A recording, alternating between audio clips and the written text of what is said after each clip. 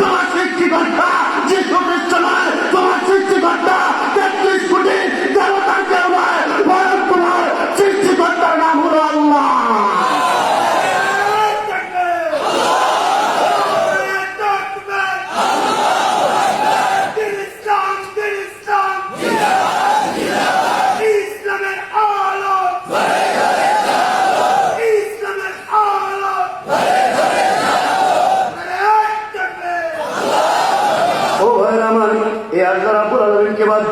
যদি কেউ অন্য কারো উপাসনা করে, অন্য কাউকে সাজদা দেয়, অন্য কারো কাছে মান্যত করে, অন্য কারো দরবারে গরু খাসি নিয়ে যায়, ইসলামের পরিভাষায় এর নাম হলো শিরিক।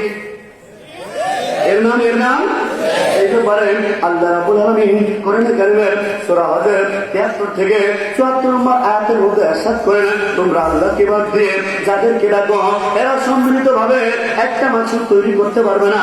একটা মাছে তৈরি করা দূরের কথা, প্রসাদ জাতীয় কোনো কিছু যদি এই মাছে তাদের সামনে থেকে ছো মেরে নিয়ে যায়, তবে তারা তা আটকাতেও পারবে না। কত দূর বলে পূজ্য আর কত দূর বলে পূজারীরা। আমার মা বলে এটা তোদের কোরআনের কথা, আমাদের গ্রন্থে কে আছে বলে? আমার মাকে বলি, মা অত্র মানিকগঞ্জের হিন্দু ভাইদের জন্য বলি, ভাই আপনাদের চতুর্বেদের 34 নম্বর অধ্যায়ের 9 নম্বর মঞ্চের মধ্যে বলা, অন্ধং তব প্রভু সঙ্গে যাও সম্পত্তি মুপাস্তে তত্ত্ব ইবতে তমুজ সম্পতেরতা। অর্থাৎ যারা প্রকৃতির পূজা করবে তারা অন্ধকারে প্রবেশ করবে, আর যারা মূর্তি পূজা করবে তারা আরো বেশি নরকে যাবে। অর্থাৎ প্রকৃতির পূজা এবং মূর্তি পূজা আমাদের ইসলামে যেমন নিষেধ, হিন্দুদের মঞ্চের মধ্যেও নিষেধ। মাকে বলে, মা যে মূর্তির পূজা করি না বলে তুমি আমাকে বাড়ি থেকে বের করে দিচ্ছ, মা এই মূর্তি কে বানায়? বলে আমরাই বানাই। তাহলে ওইটা আবার আমাদের মালিক হয় কিভাবে? ঠিক কিনা ভাই? ঠিক কিনা ভাই? এই যে আমি কাঠের চেয়ারটার মধ্যে বসে আছি, এই কাঠের চেয়ার আপনাদের এলাকায় কারা বানায়? কাঠমিস্ত্রি বানায় না বাবা? এখন কাঠমিস্ত্রি যদি এই কাঠের চেয়ারটা বানানোর পরে এই চেয়ারটাকে উঁচু কোনো জায়গায় রেখে সুন্দর করে মালা দিয়ে সাজায়, কয়েকটা মোমবাতি ধরে যদি হাতে করে বলে, বাবা চেয়ার তোমাকে আমি আশ্বিন মাসের শুক্ল পক্ষের মাঘী পূর্ণিমা তিথিতে তৈরি করলাম, ও বাবা চেয়ার আমাকে মুক্তি দাও, বাবা চেয়ার আমাকে টাকা পয়সা দাও, বাবা চেয়ার গো আমাকে দণ্ডবল দাও। যদি কোনো কাঠমিস্ত্রি কাঠের চেয়ার বানানোর পরে এই চেয়ারের কাছে কোনো কিছু চায়, বুঝতে হবে কাঠমিস্ত্রির ব্রেন শেষ। ঠিক না ভাই আমার? ঠিক না ভাই আমার? মাকে বলে, মা যে মূর্তির পূজা করি না বলে তুমি আমাকে বাড়ি থেকে বের করে দিচ্ছ, মা এই মূর্তি যদি আমি বানাই তাহলে মূর্তির স্রষ্টা তো আমি। যে মূর্তি আমি বানালাম এটার বস আমি, বস। মূর্তির যদি ক্ষমতা থাকে, কৃতজ্ঞতা বোধ থাকে, মূর্তিকে বলো আমার পূজা করার জন্য, আমি মূর্তির পূজা করতে পারবো না। ঠিক না ভাই? ও ভাই আমার, এখন প্রশ্ন হুজুর, তাহলে হিন্দু ভাইরা কি করবে? এদের ধর্মের নাম কি? এই ব্যাপারে অনেক মুরব্বী বাবারা আমাকে প্রশ্ন করে, আসাদুল্লাহ রে হিন্দুরা মরার সময় কানে লাইলং কিল্লং বলে কি জানি বলে, আমাদেরকে একটু বলবো নাকি? আমি এই জায়গায় বলি, বাবা হিন্দুরা মরার সময় এখন যে মন্ত্রটা বলবো এইটা কানাকানি বলে, জীবিত থাকতে বলে না। আমি যেহেতু হিন্দু থাকতে বলি নাই, আমার কেউ বলে নাই। কারণ হিন্দুরা যদি ব্রাহ্মণ ঠাকুর দাদারা যদি হিন্দুদেরকে এই মন্ত্রটা জীবিত থাকতে বলে, তাহলে দাদাদের টাকা কামানো বন্ধ হয়ে যাবে। প্রশ্ন হুজুর, কি এমন মন্ত্র যা তারা জীবিত থাকতে বলে না? একটু শিখে রাখেন, হিন্দু ভাইদের জন্য সুসংবাদ।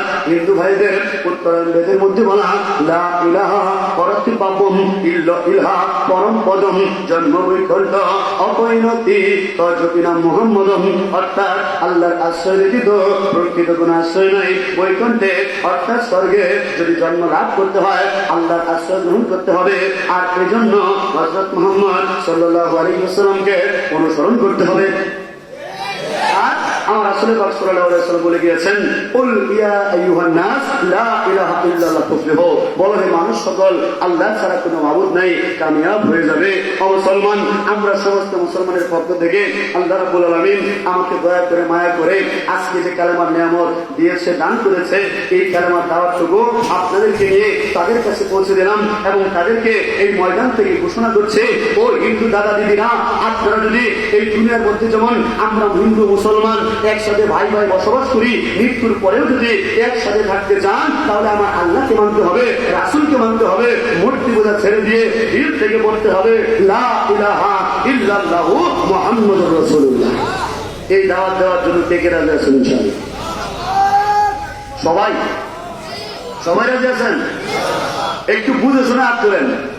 আমি যে দাওয়াতের কথা বলছি, এই দাওয়াত সেই দাওয়াত যে দাওয়াত দেওয়ার জন্য আল্লাহ রাব্বুল আলামিন যুগে যুগে নবী রাসূল পাঠিয়েছেন।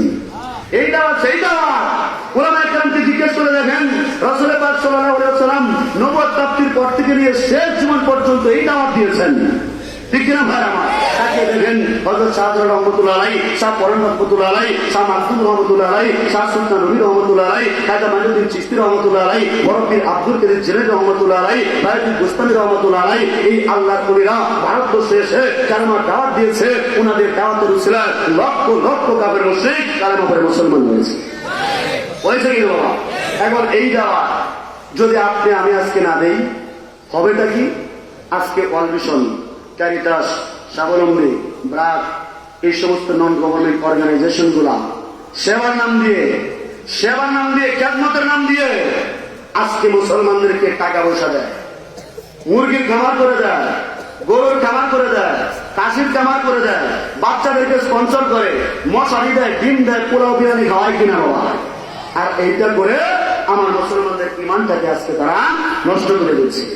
একদিক দিয়ে খ্রিস্টানরা আর অপর দিক দিয়ে ওই ইহুদি খ্রিস্টানের এক নতুন দল ইসকনের দাদারা আমার মুসলমানদের সাথে একটা ফিতনার সৃষ্টি করার জন্য কাজ করে যাচ্ছে। মুসলমান খুব বেশি কিছু বলবো না। ওই কুয়েতের তরুণ প্রাণ আবরার ফাহাদ সত্য বলেছিল, এই ছেলেটাকে হত্যা করেছে যে প্রধান আসামি ওমের সাহা, এই ছেলেটা ইসকনের হিন্দু। কয়েকদিন আগে চট্টগ্রামে আমার মুসলমান বাচ্চাদেরকে জোর করে জয় শ্রীরাম বলে প্রসাদ খাইয়েছে হিন্দুরা। ব্রাহ্মণবাড়িয়া নাসিরনগর এলাকায় মসজিদে আগুন দিয়েছে হিন্দুরা।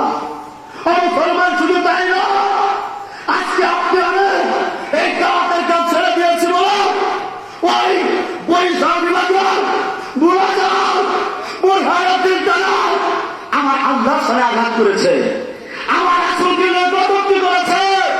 হিন্দুদের মধ্যে বলে দাদারা আচ্ছা করে রাখো, একটা কথা বলে রাখবো, আমরা মুসলমান দাওয়াত দেবো নরম ভাষায়, কোন সমস্যা নেই, চোখের পানি দিয়ে দাওয়াত দেবো, কিন্তু যদি ইসলামের দিকে আঙ্গুল করার চেষ্টা করো, আল্লাহ কসম আঙ্গুল রাস্তাক্ত করে দেবো ইনশাআল্লাহ।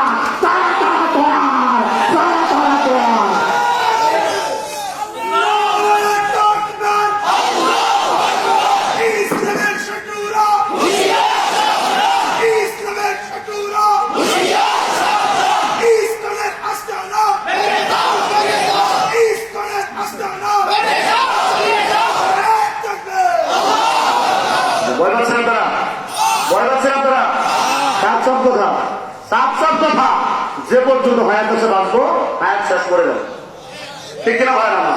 ঠিক কিনা ভাই আমার? হায়াত থাকলে বাঁচবো, হায়াত না থাকলে মরে যাবো। এই যে বের পেয়েছি প্রায় 104 মতো জ্বর। এরপরে বেড়ে গেছি কেন? ইসলামের জন্য বাবা ছেড়ে দিয়েছি, মা ছেড়েছি, ভাই ছেড়েছি, বোন ছেড়েছি, সহায় সম্পর্কে সব ছেড়েছি, বাকি আছে জীবন কালেমার দাওয়াত দেওয়ার জন্য আমি রসিকগুলো জীবন দিতে হয়ে আছি ইনশাআল্লাহ। বলে সাবধানের কথা বলবেন, জানেন না সময়টা খুব খারাপ, শরীরটা ভালো থাকলে বুঝাতাম খারাপ কি জিনিস। আপনাদেরকে জিজ্ঞেস করি, ফেরাউনের নাম শুনেছেন আপনারা? শুনেছেন বাবা? এই ফেরাউন নিজেকে কি দাবি করেছিল? কি দাবি করেছিল? এই ফেরাউন যখন নিজেকে খোদা দাবি করেছিল, সময়ের মালিক কে ছিল? নমরুদ যখন নিজেকে খোদা দাবি করেছিল, সময়ের মালিক কে ছিল? এই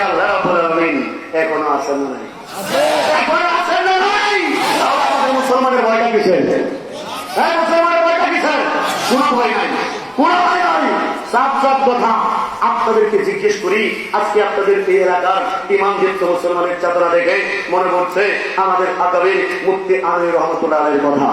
উনি বলেছিলেন এই বাংলার ইসলাম নামক বৃক্ষটা শুকিয়ে গিয়েছে, এই বৃক্ষটাকে তাজা করার জন্য মুসলমানের রক্ত দরকার। কি দরকার? কি দরকার? কি দরকার? রক্ত আছে না নাই? রক্ত আছে না নাই? মুনাফিকের রক্ত না মুজাহিদের উত্তপ্ত রক্ত?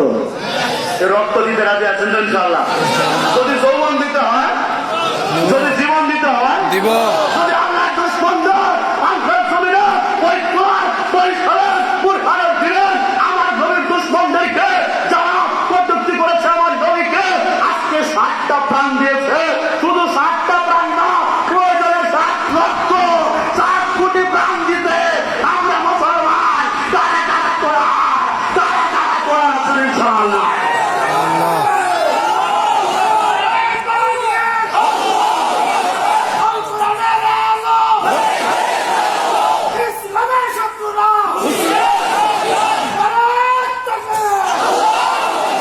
জ্বলছে কাশ্মীর জলে ফিলিস্তিন, জ্বলছে কাশ্মীর জলে ফিলিস্তিন, জ্বলল রে আরাকান। দিনের দুশ্মন জোট বেঁধেছে, জাগরে মুসলমান। দিনের দুশ্মন জোট বেঁধেছে, জাগরে মুসলমান। জ্বলছে কাশ্মীর জলে ফিলিস্তিন, জ্বলছে কাশ্মীর জলে ফিলিস্তিন, জ্বলল রে আরাকান।